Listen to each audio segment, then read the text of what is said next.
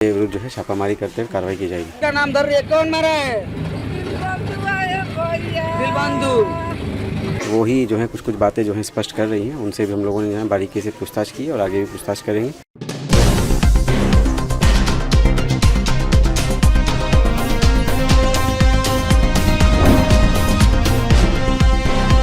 नमस्कार, आप देख रहे हैं द संगीत लाइव और मैं हूं तमन्ना। आज की खबर बेहद दर्दनाक, झकझोर देने वाली और समाज को आईना दिखाने वाली है। बिहार के बक्सर से एक ऐसी वारदात सामने आई है जिसने शादी जैसे खुशियां भरे मौके को मातम में बदल दिया। वरमाला का कार्यक्रम चल रहा था। स्टेज पर दूल्हा और दुल्हन खड़े थे, रिश्तेदार तालियां बजा रहे थे, मोबाइल कैमरे ऑन थे। तभी भीड़ में से एक युवक आगे बढ़ा और दुल्हन को सटाकर गोली मार दी। गोली पेट में लगी और दुल्हन स्टेज पर गिर पड़ी। चारों तरफ अफरा तफरी मच गई, चीख पुकार शुरू हो गई और कुछ ही मिनटों में खुशियों का माहौल खौफ में बदल गया। ये घटना मुफस्सिल थाना क्षेत्र के नगर चौसा पंचायत के मल्ला टोला की बताई जा रही है। जानकारी के अनुसार बारात उत्तर प्रदेश के बलिया से आई थी। शादी का कार्यक्रम तय समय पर चल रहा था। दुल्हन आरती वरमाला के लिए स्टेज पर पहुंची ही थी, तभी महिलाओं की भीड़ के बीच से आरोपी दीनबंधु नाम का एक युवक निकला और गोली चला दी। बताया जा रहा है कि आरोपी दुल्हन का पड़ोसी है और वह उससे एक तरफा प्रेम करता था। परिवार का कहना है कि लड़की की ओर से कोई रुचि नहीं थी, लेकिन युवक कथित रूप से जुनून में था। गोली लगने के बाद परिजन तुरंत उसे सदर अस्पताल बक्सर लेकर पहुंचे, जहां से गंभीर हालत को देखते हुए वाराणसी के ट्रॉमा सेंटर रेफर कर दिया गया। बाद में इलाज के दौरान उसकी मौत की खबर सामने आई। डीएसपी गौरव पांडे ने बताया कि घायल अवस्था में दुल्हन ने आरोपी का नाम लेते हुए कहा कि का नाम धर रही है, कौन मारा है? दिलबंधु। घटनास्थल को हम लोगों ने जो है बारीकी से खंगाला है। इसमें एफएसएल की तरफ से भी जो है जांच की गई है और सभी जो पहलू हैं वो खंगाले जा रहे हैं। मुख्य रूप से जो है लड़की है जिनको गोली लगी है, वो ही जो है कुछ बातें जो हैं स्पष्ट कर रही हैं, उनसे भी हम लोगों ने जो है बारीकी से पूछताछ की और आगे भी पूछताछ करेंगे। अदर एविडेंसेस जो भी हैं कलेक्ट किए जा रहे हैं और उसमें अनुसंधान में इसको पार्ट बनाया जाएगा। मुख्य रूप से एक अभियुक्त की जो है संलिप्तता सामने आ रही है, जो कि स्थानीय स्तर के व्यक्ति हैं, दीनबंधु नाम है इनका, और उन्हीं के विरुद्ध जो है छापामारी करते हुए कार्रवाई की जाएगी। पुलिस ने आरोपी की गिरफ्तारी के लिए छापेमारी शुरू कर दी और आरोपी के घर को खाली कराकर ताला लगा दिया गया है। हालांकि आरोपी अब तक फरार बताया जा रहा है। इस पूरी घटना का वीडियो सोशल मीडिया पर तेजी से वायरल हो रहा है, जिसमें स्टेज पर अफरा तफरी और लोगों की घबराहट साफ देखी जा सकती है। लेकिन सवाल ये है कि आखिर एक तरफा प्यार का मतलब क्या? किसी की जान लेने का अधिकार है? क्या किसी लड़की का अपने जीवन का फैसला खुद करना अपराध है?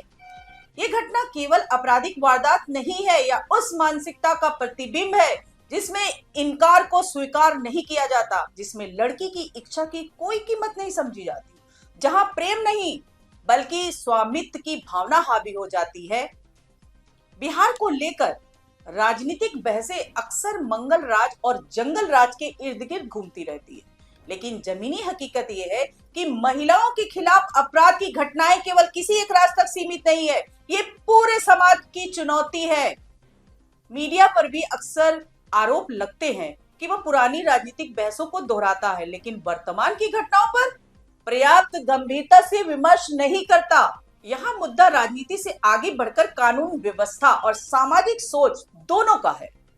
क्या स्थानीय स्तर पर पहले से कोई शिकायत थी? क्या लड़की ने या उसके परिवार ने कभी किसी प्रकार की धमकी की बात कही थी? क्या आरोपी के खिलाफ पहले कोई इतिहास रहा है?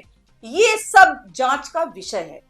आरोपी के पिता का बयान भी सामने आया, जिसमें उन्होंने कहा है कि अगर उन्हें इस संबंध की जानकारी होती तो वे शादी करा देते।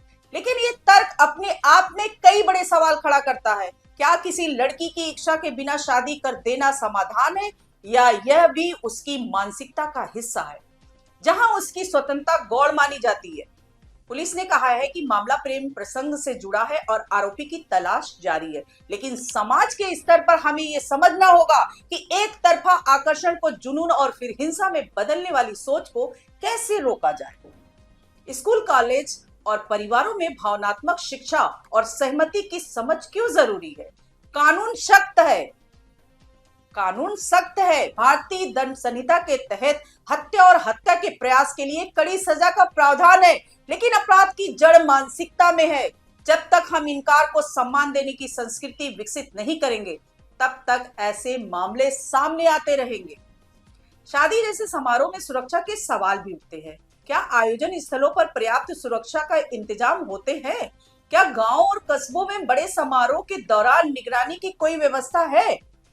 सोशल मीडिया पर वायरल वीडियो ने घटना को राष्ट्रीय स्तर पर चर्चा का विषय बना दिया है, लेकिन हमें यह भी ध्यान रखना चाहिए कि पीड़िता और उनके परिवार की गरिमा बनी रहे। किसी भी तरह की अफवाह या अपुष्ट जानकारी से बचना जरूरी है। इस घटना ने एक परिवार को हमेशा के लिए तोड़ दिया। एक दूल्हा जो अपनी नई जिंदगी शुरू करने आया था, वह शोक में डूब गया, और एक बेटी जो अपने सपनों के साथ विदा होने वाली थी, वह हिंसा की भेंट चढ़ गई। ये केवल एक खबर नहीं है, यह चेतावनी भी है कि हमें अपनी सामाजिक सोच बदलनी होगी। कानून का डर और समाज का दबाव दोनों मिलकर ही ऐसे अपराधों को रोक सकते हैं। फिलहाल पुलिस की कार्रवाई जारी है और उम्मीद है कि आरोपी जल्द गिरफ्तार होगा और न्याय की प्रक्रिया तेज होगी। लेकिन न्याय केवल अदालत का फैसला नहीं है। न्याय तब होगा जब ऐसी मानसिकता को जड़ से खत्म करने की दिशा में ठोस प्रयास होंगे। चैनल को सब्सक्राइब कीजिए। आज के लिए इतना ही। नमस्कार।